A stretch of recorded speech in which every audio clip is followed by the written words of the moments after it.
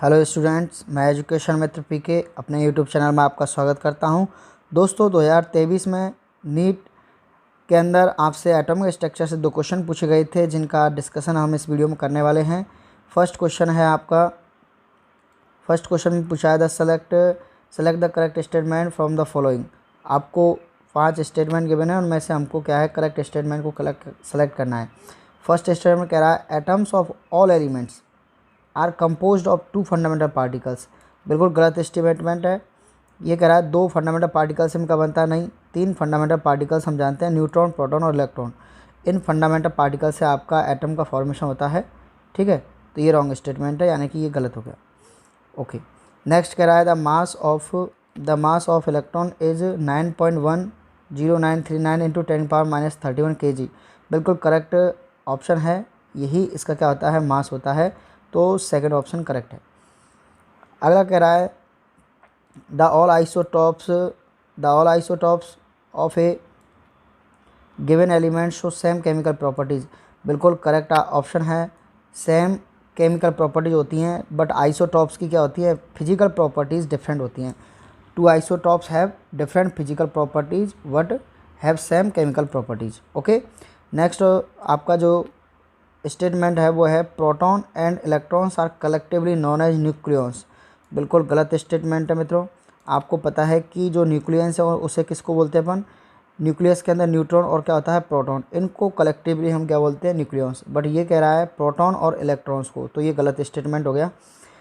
Next statement है अपन का Dalton's atomic theory regarded the atom as an ultimate particle of matter. बिल्कुल correct statement है। आपको पता है डाल्टन ने बोला था कि जो एटम है वो किसी भी मैटर का क्या है, स्मॉलेस्ट पार्टिकल है या अल्टीमेट पार्टिकल है। तो ये करेक्ट आपका ऑप्शन हो गया। तो 5 में से आपके 3 करेक्ट हैं, बी, सी और ई।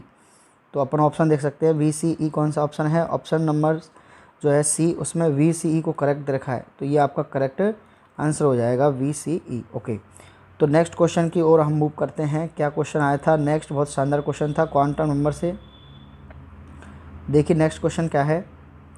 नेक्स्ट क्वेश्चन कह रहा है the relation between n m, है ना, एन एम के बीच में रिलेशन निकालना है, और अभी ब्रैकेट में दे रखा है, उसके बाद पढ़ते हैं। For a given value of azimuthal quantum number L. Basically ये कह रहा है कि आप हमें एन एम और एल के बीच में क्या करिए, रिलेशन निकालिए। फिर एन एम के बारे में ये बोल रहा है कि एन एम क्या है, the number of permissible value of magnetic quantum number, है ना। एन एम क्या है, जो मैग्नेटिक क्वांटम नंबर की जो वैल्यू हो सकती है वो आपका एन एम है। तो सबसे पहले अपन मित्रों डिस्कस करते हैं कि स्मॉल एम जो है मैग्नेटिक क्वांटम नंबर, ये क्या रिप्रेजेंट करती है। ये रिप्रेजेंट करती है ऑर्बिटल्स को, है ना, कि कितने ऑर्बिटल्स आपके सब शेल के अंदर होंगे। आपको पता है कि अगर मैं बात करूँ एल की वैल्यू अगर 0 है, तो ये एल की वैल्यू 0 किसके लिए होती है, ये एस के लिए होती है। और एल की वैल्यू 0 है तो आपको पता है एम की वैल्यू भी क्या होगी, 0 होगी, क्योंकि एम की जो वैल्यू होती है वो कहाँ से कहाँ तक होती है, -L2 प्लस एल। तो अगर एल 0 है तो उसके लिए क्या है, एम की वैल्यू क्या होगी, 0 होगी। और अगर एल की वैल्यू क्या है आपकी, एल की वैल्यू 1 है, तो एम की 3 पॉसिबल वैल्यू होती है आपकी, कितनी, -1, 0 और +1। ठीक है, ये सब अपन जानते हैं। जितने एम की वैल्यू पॉसिबल होंगी, जैसे यहाँ पे 3 वैल्यू पॉसिबल हैं तो 3 आपके ऑर्बिटल होंगे। एल की वैल्यू 1 किसके लिए होती है, पी और पी सबसेल के लिए, तो पी सबसेल के अंदर कितने ऑर्बिटल होते हैं, 3। ठीक है, ऐसे ही अगर अपन बात करें कि डी जो सबसेल है आपका, उसके लिए एल की वैल्यू कितनी होती है, 2 होती है। और जब 2 है एल की वैल्यू तो एम की वैल्यू क्या होगी, -2, -1, 0, +1 और +2, 5 वैल्यू पॉसिबल है। इसका मतलब ये कहना चाह रहा है कि जो एन एम है ना आपका, एन एम वो आपके क्या है, पॉसिबल नंबर ऑफ एम है। अब यहाँ पर अपन कहेंगे कि ये जो एन एम है वो नंबर ऑफ़ ऑर्बिटल्स है, सब सेल के अंदर क्या है, नंबर ऑफ़ ऑर्बिटल्स। और इसका फॉर्मूला मित्रों हम पढ़ते हैं, एन एम इक्वल टू होता है 2l+1। किसी भी सब सेल के अंदर नंबर ऑफ़ ऑर्बिटल्स क्या होते हैं, 2l+1। ठीक है, तो अब आप देखिए यहाँ पर अपन को पता चल गया कि एन एम क्या है, 2l+1 है। इनमें रिलेशन निकालना है अपन को, तो अपन क्या करते हैं, इस 1 को इधर फेंकते हैं तो क्या हो जाएगा, nm-1 इक्वल टू क्या हो जाएगा, 2l, nm minus equal to 2l हो जाएगा।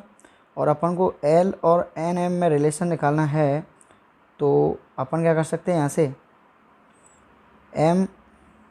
l इक्वल टू क्या कह सकते हैं, nm-1/2, है ना। एक तो ये रिलेशन आ गया। अब ऑप्शन देख लेते हैं किस तरह के ऑप्शन अपन को गिवन है। हाँ, तो l इक्वल टू nm-1/2 इस तरह का ऑप्शन है, तो ऑप्शन नंबर डी जो है आपका क्या हो जाएगा, ये करेक्ट आंसर हो जाएगा।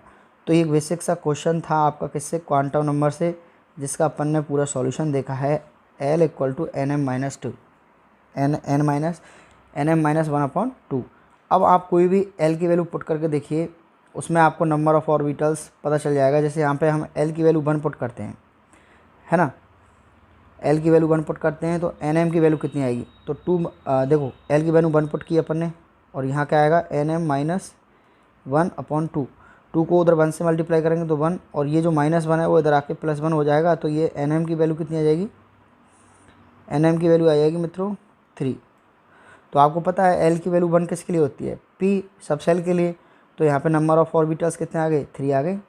तो बिल्कुल आप ऑप्शन पुट करके भी इस क्वेश्चन को सॉल्व कर सकते थे, ठीक है। बाकी ये इसका सॉल्यूशन है। थैंक यू सो मच दोस्तों। आपको अगर वीडियो पसंद आई हो तो आप मेरे चैनल को लाइक शेयर सब्सक्राइब जरूर करें, और ऐसे ही प्रीवियस ईयर क्वेश्चंस और इम्पोर्टेंट कॉन्सेप्ट फॉर जेई और नीट क्लास 12 के लिए और जेट के लिए मैं यहाँ पर केमिस्ट्री के प्रोवाइड कराता हूँ। तो आप वीडियो को लाइक शेयर और सब्सक्राइब जरूर करें। Thank you so much.